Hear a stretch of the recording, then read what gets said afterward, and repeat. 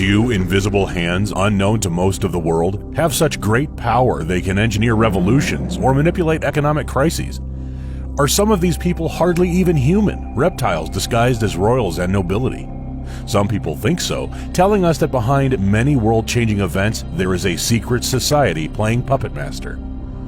Perhaps the first of these secret societies was the Knights Templar, an organization of not just brave knights, but a powerful coalition of men that founded towns in England and other parts of Europe, held considerable political power, and were heavily involved in banking.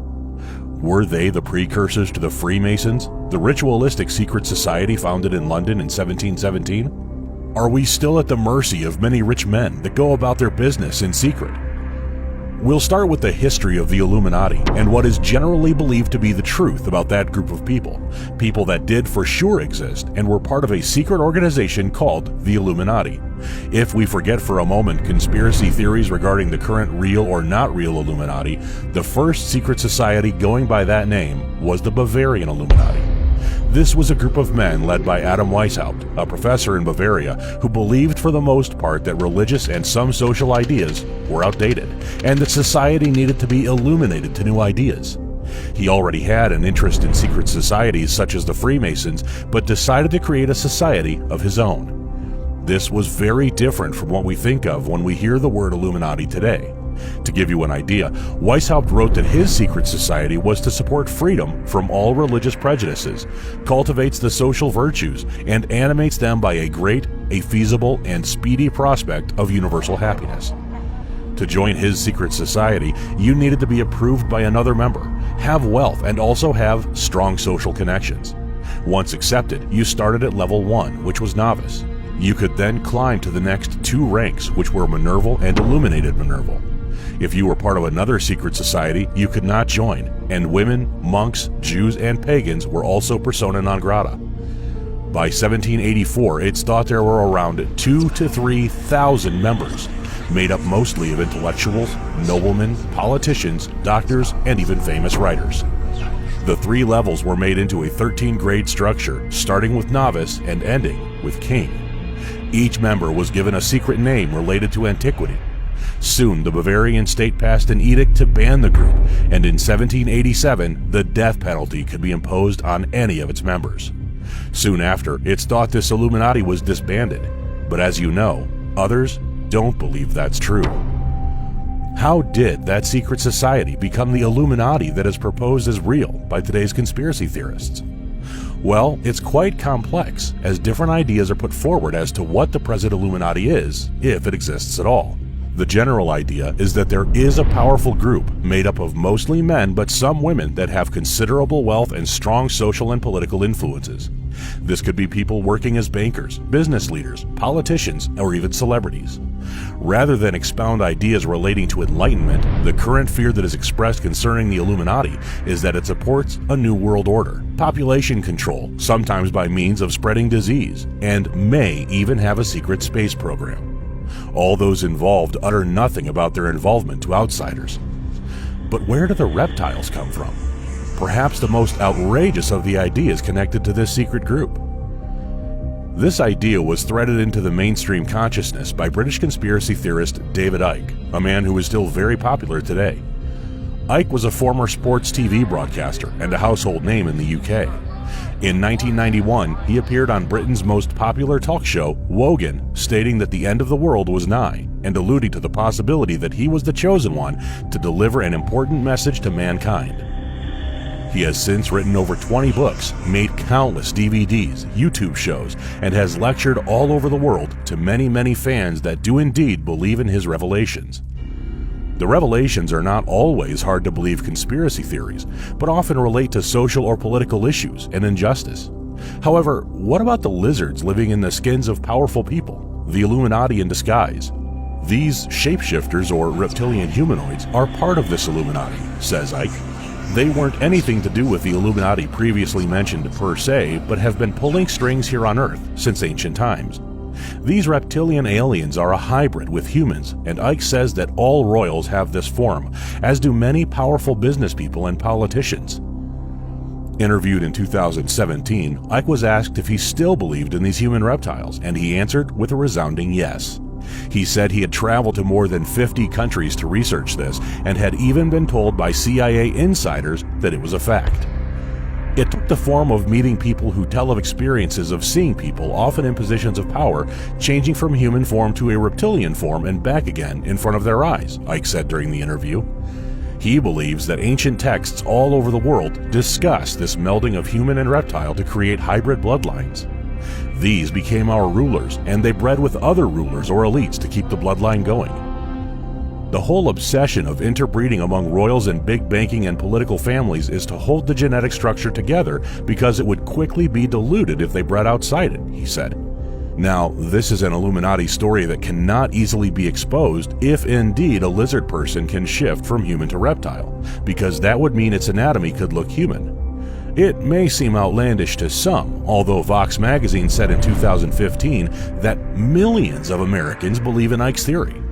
The article cited a poll which said 4% of Americans believed in the theory, and another 7% said they were unsure, but did hasten to add that often people will answer such a poll insincerely because it's amusing to them. Still, millions of people likely weren't fooling around. According to Ike's fans, you might be able to guess you've come in contact with a lizard person if you notice their strange green eyes, lizard-like teeth, or notice they have great hearing or eyesight, or even have low blood pressure. What do these hybrids want to do? That's simple. Remain in control. Who are they? Well, believers in powerful lizard people put forward many names, not always expressed by Ike. Some of those names include the Pope, Barack Obama, Madonna, George Bush, Hillary and Bill Clinton, and Angelina Jolie. The problem with debunking such an outlandish theory is that it's impossible to absolutely disprove, just as it's impossible to prove. In that way, you could compare it to the existence of fairies or cheese deposits on Pluto. But then we have much more down-to-earth theories regarding secret societies and their existence, and we don't always agree on what they do or what goals they represent. One such group is the Bilderberg Group. The group's members do organize themselves under the Chatham House rule, meaning attendees should not discuss who said what at their yearly meetings. The names of attendees, though, are not kept secret. This group states it only discusses world issues and megatrends, but others think differently. One such person is Alex Jones, who reported on his InfoWars website that attendees to these meetings include bankers, prime ministers, and former heads of the CIA and MI6. His belief has always been that there is something ominous behind this group. He might well be right, but there is no solid proof such a group is involved with ultra-nefarious activities, such as ruthless population control. On its own website, the Bilderberg Group states that its first meeting was way back in 1954, and adds that indeed political leaders and leaders of industry attend. The last meeting discussed many topics, including artificial intelligence, chemical weapons threats, and current economic issues. The next meeting will discuss the Trump administration, among many other topics. Attendees will include mostly politicians and business people, investors, former CIA chiefs, but also editors of news media. Does this mean it's part of a powerful global conspiracy? Well, the fact it's partly secretive is bound to provoke fears and suspicion, and one could suggest that when many powerful people meet, one of the agendas could be how to cling on to that power or to bolster it. But one could also argue that this makes perfect sense. There might be a conspiracy here, but there's no disprovable sign of a wicked Illuminati. Perhaps the idea of a new world order is not so surprising. It's just how you define this order. In 2000, British politician Dennis Healey, who had taken part in these Bilderberg Group meetings, did say that part of the emphasis of the group was to form one strong community, although he also said to say we were striving for a one-world government is exaggerated, but not wholly unfair. Those of us in Bilderberg felt we couldn't go on forever fighting one another for nothing and killing people and rendering millions homeless. Still, until regular journalists are invited into the event and the entire proceedings are made public, conspiracy theorists may fear the worst. As some discerning writers have pointed out, while this group may not be the secret Illuminati, these success stories of post-war capitalism are likely not too keen on changing anything, so may not be very progressive in terms of issues such as human rights abuses or even environmental concerns if it's not good for business.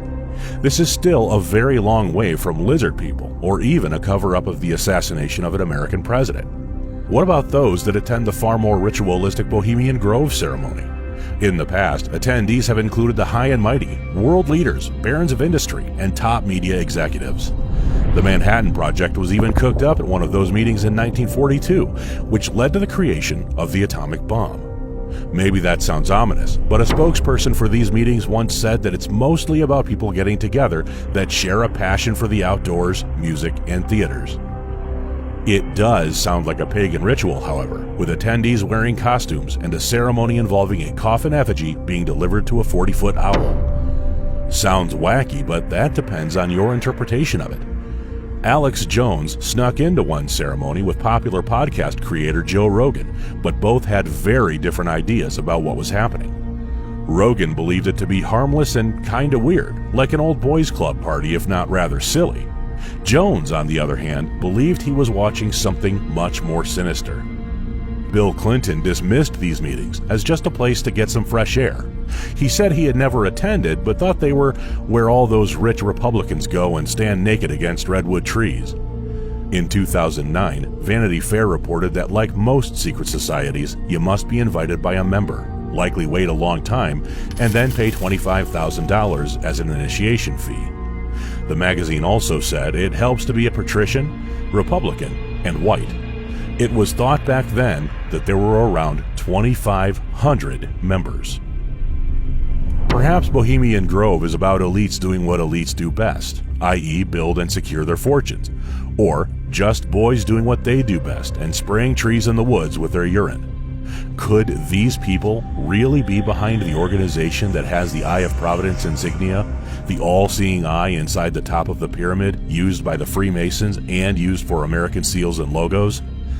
The latter has led conspiracy theorists to state that this shows how powerful the Freemasons have been in the U.S. politics. Indeed, many U.S. presidents were Freemasons.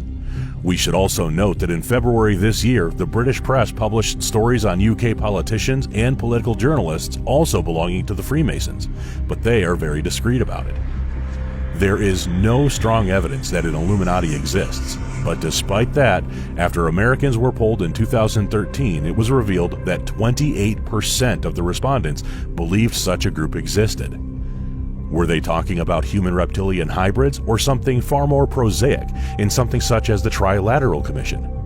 The latter, founded by David Rockefeller in 1973, now calls itself a think tank consisting of hundreds of people from mostly political, academic, and business backgrounds.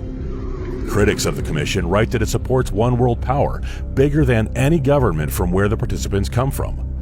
While it is criticized from both the left and right of politics for being undemocratic or a consolidation of power, some people said it was responsible for orchestrating the attacks of September 11th. Others have said that the Skull and Bones Secret Society of Yale University is a part of this Illuminati, yet another group of men coming from elite families who have gone on to becoming presidents, powerful business people, or holding important positions in government agencies. Members and former members issued threats to Yale alumna and journalist Alexandra Robbins when she attempted to lift the lid on what happens in this secret society. Even the most rational of us should ask why such secrets are so ferociously guarded. We should also mention that there are organizations that claim to be the Illuminati, such as whoever is behind the website IlluminatiOfficial.org. They claim to be an elite organization of world leaders, business authorities, innovators, artists, and other influential members of this planet. It's very, very unlikely these people have any connection to the original Bavarian Illuminati, but their principles are quite similar. While they don't take donations, some of their critics have said book sales and a YouTube commercial is very much about making money. People on forums disagree about the power this organization says it has, with one commenter stating, "Someone is having fun with the reputation of the Illuminati as an all-powerful secretive organization, which you and I can join by simply sending an email." We think they are probably right. One person that joined this ostensible Illuminati and wrote about the experience said rather than help make world-changing decisions, she just received barrages of email asking her to buy Illuminati stuff. There can be no doubt that mass surveillance or oppressive martial law or lack of transparency regarding what the government does and what it tells us it does, or the engineering of consent through an imperfect media owned by media barons are issues which need to be discussed in depth. But one group controlling all of this? is highly unlikely. As we've seen in this show, there is no doubt that groups of powerful people meet secretly, and it's only reasonable to suggest that their interests are partly in maintaining their wealth and power. But to suggest they are hardly human, or are machinating to forge a world of their liking and do that without facing public scrutiny, is unlikely. We can only hope for more transparency and rigorous investigations of power when needed, and hope the public can always exercise its right to share its views. The right to do that without fear of arrest, too. We've only touched the tip of the iceberg today regarding the Illuminati and the related conspiracy theories out there, so we hope you'll continue the discussion in the comments. Thanks for watching, and as always, please don't forget to like, share, and subscribe.